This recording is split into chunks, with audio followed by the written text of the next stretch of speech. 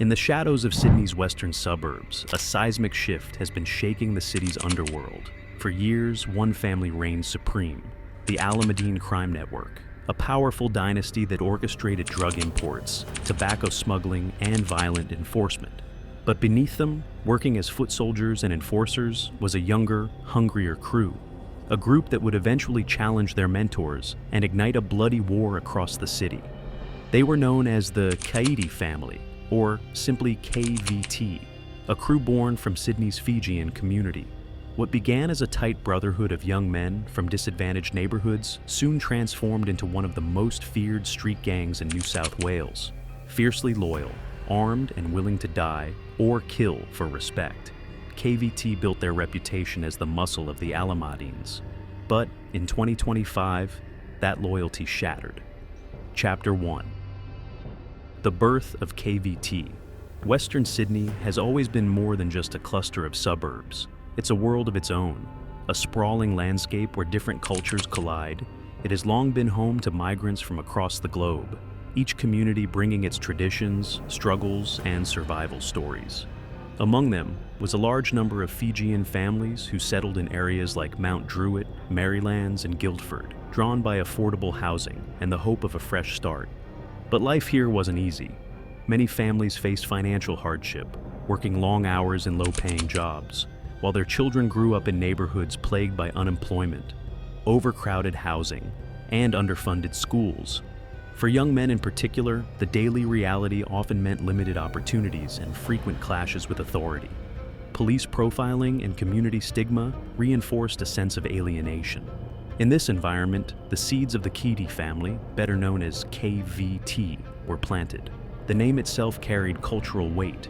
KVT, drawn from the Fijian word ki, symbolized identity and belonging. For young Fijian Australians navigating life between two worlds, heritage and harsh Australian streets, the word became a badge of pride. What began as a loose brotherhood of boys looking out for one another slowly grew into something much more organized. At first, the group wasn't involved in large-scale crime.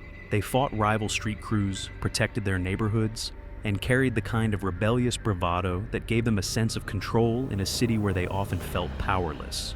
They were united by ethnicity, geography, and loyalty, values that made them unusually cohesive compared to other street groups.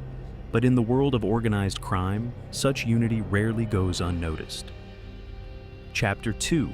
The Alamadine Connection.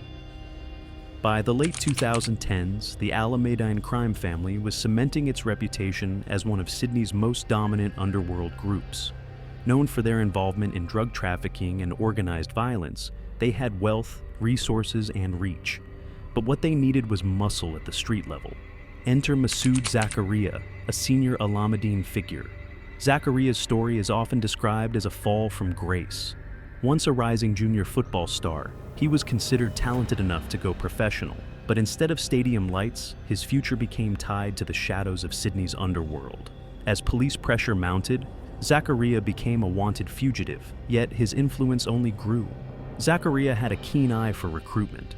He knew that young men from Western Sydney, particularly those from marginalized backgrounds, were ripe for influence. Many dreamed of fast cars, respect, and wealth, but saw no legal way to get there. Zakaria used sport, rugby league in particular, as his fishing ground. He donated equipment, sponsored jerseys, and showed up to games, positioning himself as both a community benefactor and a man of power. To ambitious boys looking for belonging, his attention was intoxicating. Slowly, players who once dreamed of making it on the field found themselves drifting into another world entirely, one where loyalty and toughness meant more than sporting skill. Through Zakaria, the Alamadines began cultivating KVT into more than just a loose crew. The arrangement was simple but effective. The Alamadines provided money, status, and luxury. Designer clothes, expensive watches, cars, and financial support offered a taste of success few had experienced. KVT provided loyalty and manpower. They would store drugs and firearms, enforce debt collection, carry out assaults, and even take the fall if police came knocking. The relationship was symbiotic. The Alamadines could focus on large-scale drug importation and international operations, while KVT ensured their grip on Sydney's streets remained unchallenged. What made KVT particularly valuable was their fearlessness. Many members were young enough to shrug at the idea of prison time. If one was arrested, another stepped up, ensuring the machine kept running. To the Alamadines, they weren't just associates, they were an extension of their empire. By the early 2000s and 20s, KVT had transformed from a small Fijian street crew into a disciplined strike team, and soon they would be thrown into the bloodiest conflict Sydney had seen in decades. Chapter 3, Baptism by Blood, the Hamzy War. The turning point for KVT came during the infamous Gangland War between the Alamadines and the Hamzy family, part of the feared Brothers for Life organization. This wasn't just another feud. From 2020 to 2022, Sydney became the backdrop for a wave of public assassinations, drive-by shootings, and fire bombings. The violence was relentless, shaking communities to their core and leaving police scrambling to contain the bloodshed. For the Alamadines, the Hamzys represented a direct threat to their dominance. And in this war, KVT became their most reliable soldiers. The crew's first major appearance on police radar came in August 2021, in what could have been a turning point in the conflict. Acting on intelligence, police intercepted a stolen Mercedes in North Sydney. Inside were three masked men, Joseph Joe Fresh Vokai, widely considered the leader of KVT. Charismatic but feared, he was the kind of figure young recruits looked up to. Samuel Roame Kisa, a trusted lieutenant, a 19-year-old associate whose identity was protected due to his age. The trio weren't joyriding. They were on their way to carry out a high-profile assassination. Their target, Ibrahim Hamza, then the head of the Hamzy family.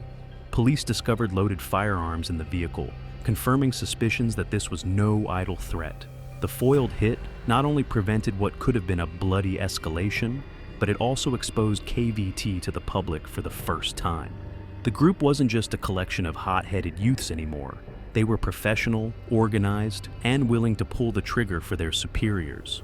When charges were laid, Joseph Vokai faced accusations of conspiracy to commit murder and directing a criminal group, serious offenses that placed him firmly in the hierarchy of Sydney's organized crime. For investigators, it was a wake-up call.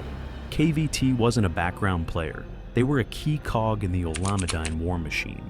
The incident confirmed what many in law enforcement had suspected but couldn't prove, that KVT had fully integrated into Sydney's gangland structure.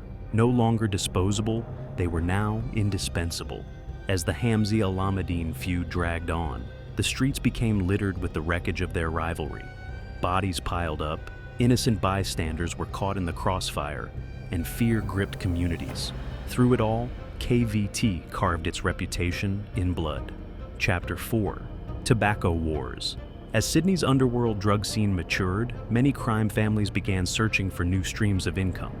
For the KVT and their backers, the Alamadine network, an unexpected goldmine emerged: tobacco smuggling.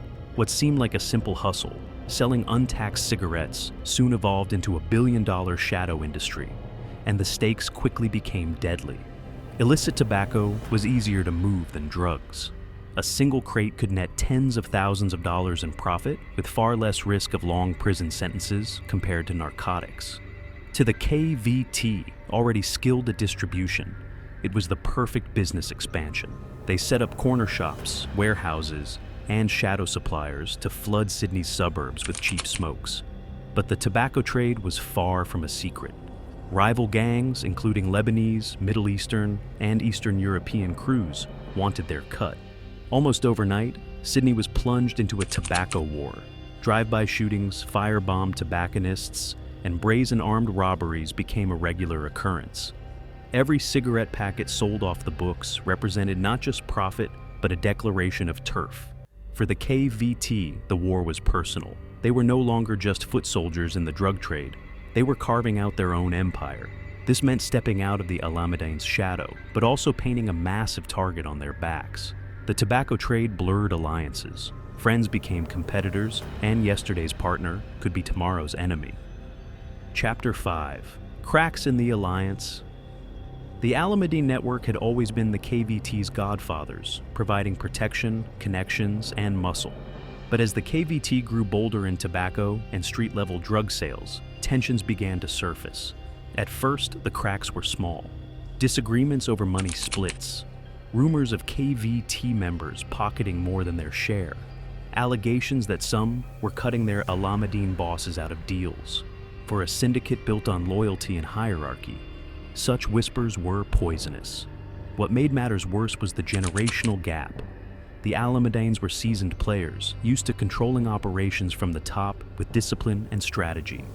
The KVT, young and hungry, thrived on chaos, violence, and reputation. Their aggressive street tactics attracted headlines and heat, drawing unwanted police attention. To the Alamadines, it felt reckless. To the KVT, it felt like evolution. The rift widened as personal egos got involved. Some KVT members felt they no longer needed Alamadine protection. After all, they had their own soldiers, their own businesses, and their own name feared on the streets. Meanwhile, Alamadine leaders saw the KVT as getting too big for their boots, forgetting who had put them on the map in the first place. By 2020, Sydney's underworld grapevine was buzzing. Rumors of betrayal, stories of withheld payments, talk of a brewing split that could fracture the city's criminal balance. The alliance that once gave the Alamadines dominance was starting to crumble from within. Chapter 6: Sydney Erupts. When underworld alliances fracture, the results are never quiet. By the early 2000s and 20s, Sydney was a powder keg, and the fuse had already been lit. Street violence exploded. Drive-by shootings rattled suburbs from Merrylands to Auburn. Cars were torched in retribution attacks. Businesses linked to rival gangs went up in flames. Each act of violence sent shockwaves through the underworld and panic through Sydney's communities. Law enforcement suddenly found itself dealing with an unprecedented wave of public attacks. These weren't quiet assassinations in back alleys. They were bold, brazen displays of power meant to send messages. Ordinary residents woke up to find bullet holes in shop fronts, smoldering cars on their streets, and headlines warning of gangland wars. The KVT, no longer just background players, were now one of the central forces in the chaos. Their feud with rival crews over tobacco profits, their fraying ties with the Alamadines, and their reputation for striking back hard made them one of the most dangerous groups on Sydney's streets. Police task forces ramped up raids, launching surveillance operations and seizing shipments. But even as law enforcement pressure mounted, the violence escalated. For every raid, there was retaliation. For every arrest, another young recruit stepped up. By now, Sydney wasn't just experiencing isolated gang incidents, it was witnessing a full-blown underworld eruption. And at the heart of it was a crew that had once been dismissed as a small group of Fijian boys from the suburbs. The KVT. Chapter 7: The Hunt for Aari. As Sydney's criminal landscape spiraled deeper into chaos, one name stood out like a ghost haunting the streets: Ali Aari. Once a rising enforcer within the Alamadine KVT alliance, Aari's reputation grew from whispered rumors to front-page headlines. He was described as both charismatic and terrifying, a man who could command loyalty, but was equally capable of unleashing violence without hesitation. For police, Aari became the obsession of a sprawling manhunt. Intelligence reports tied him to multiple shootings, extortion rackets, and the illicit tobacco trade that had ignited fresh wars in Sydney's underworld. Detectives claimed that Aari was no ordinary soldier. He was a tactician, someone who understood not just how to pull a trigger, but how to manipulate the shifting alliances that held the city's gangs together. The hunt for Aari was far from straightforward. He operated like a phantom, never staying in one place long enough to be cornered. Safe houses were rotated every few nights, burner phones were discarded like loose change, and surveillance teams often found themselves chasing shadows. Every time the authorities thought they had him pinned, he would vanish, leaving only a trail of fear behind. To the public, Aari became almost mythical, an outlaw figure who represented the unstoppable rise of Sydney's gangland culture. But within the KVT and Alamadine ranks, his notoriety was a double-edged sword. His actions brought heat, relentless police attention, and unwanted exposure. Whispers began to circulate that Aari had become too big, too dangerous, even for his own crew. In the underworld, Fame is often a death sentence. Chapter 8. The youth take over. While Aari played his deadly game of cat and mouse, a new force was quietly reshaping the streets. The older generation of gangsters, hardened men with years of experience, were being eclipsed by a younger breed of criminals, many barely out of their teens. These young men, often linked to the KVT or splinter factions of the Alamadine network, were fearless and impulsive. They had grown up watching the Hamzy Wars unfold, idolizing the gangsters who drove luxury cars and flaunted wealth on social media. For them, crime wasn't just survival, it was status, identity, and instant fame. Social media platforms became their battleground as much as the streets. Videos of shootings, rap videos flaunting firearms, and Instagram stories boasting about stolen cars or wads of cash spread like wildfire. For law enforcement, this new wave of publicity was both a curse and a blessing. It made the gangs easier to track, but it also glorified their lifestyle to impressionable youth across Sydney's suburbs. With the younger generation rising, violence became more unpredictable. Where the older leaders once planned carefully and prioritized profit, the new recruits often acted on impulse, driven by pride or the need to prove themselves. A petty insult could escalate into a drive-by shooting. A social media taunt could trigger a neighborhood war. The takeover by youth created instability not just within gangs, but across Sydney itself. As one detective put it, "We're no longer dealing with organized crime. We're dealing with chaotic crime, kids with guns and no fear of the consequences." Chapter 9. A city on edge. By this point, Sydney was living under a dark cloud. Shootings erupted in residential streets, sometimes in broad daylight. Innocent bystanders lived in constant fear of being caught in the crossfire.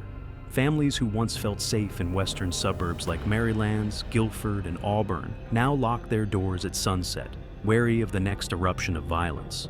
The media dubbed it Sydney's Gangland crisis, and for good reason. Each week brought new headlines: another car torched, another drive-by, another funeral. The city felt less like a bustling metropolis and more like a war zone where no one was truly safe. Police launched strike force after strike force, targeting the networks that fueled the chaos. Raids uncovered caches of weapons, luxury cars, and millions in illicit cash. Yet, despite these high-profile operations, the violence persisted. For every gang member arrested, another two seemed to rise in his place, eager to prove themselves and claim a piece of the crumbling empire. The community's frustration grew. Politicians promised tougher laws, while residents demanded more patrols and harsher crackdowns. But beneath the calls for order lay a deeper truth. Sydney's gang wars were no longer about a single network or feud.